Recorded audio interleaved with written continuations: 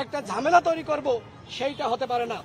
দ্বিতীয়ত, আমাদের কার্যালয় ভাঙচুর করা হয়েছে, বাথরুমে ঢুকে সেখান থেকে আমাদের নেতাকর্মীদেরকে বের করে রক্তাক্ত করা হয়েছে।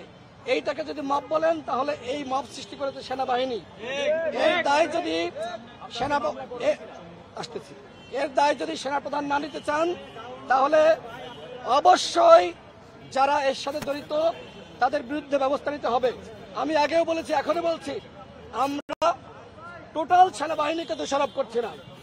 সেনাবাহিনী গণ অভ্যুত্থানের পক্ষের শক্তি আমাদের সাথে ছিল, কিন্তু এই ঘটনার সাথে যারা জড়িত, আমাদের উপর যারা হামলা করেছে, তারা গণ অভ্যুত্থানের পক্ষের শক্তি নয়, বরং তাদের কেউ বলেছে জুলাই ভরে দেওয়া হবে।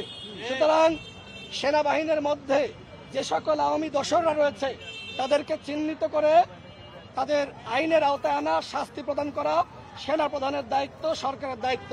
আর যে প্রশ্ন করলেন যে আমরা মামলা করব কিনা, দেখেন, মামলা তো অবশ্যই করব। নুরুল হক নূর নিজে বাদী হয়ে মামলা করবেন, কিন্তু কথা হলো, হামলা তো করেছে সেনাবাহিনী এবং পুলিশ। সেনাবাহিনীর নামে কি আসলে মামলা নেওয়া হবে? সরকারের পক্ষ থেকে বলা হবে যে সেনাবাহিনী তাদের বিরুদ্ধে ব্যবস্থা নেবে, কিন্তু সেটি যদি নাই, আমাদের আপত্তি নাই। কিন্তু এই বিষয়ে আমরা এখনো পর্যন্ত কোনো পদক্ষেপ লক্ষ্য করছি না, বরং আমরা দেখলাম যে সেনাবাহিনীর পক্ষ থেকে আমাদেরকে দোষারোপ করে এক ধরনের বিবৃতি দেওয়া হয়েছে।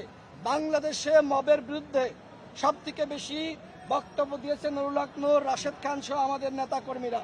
সুতরাং আমরা মবকে কোনোভাবে আশ্রয় প্রশ্রয় দিচ্ছি না।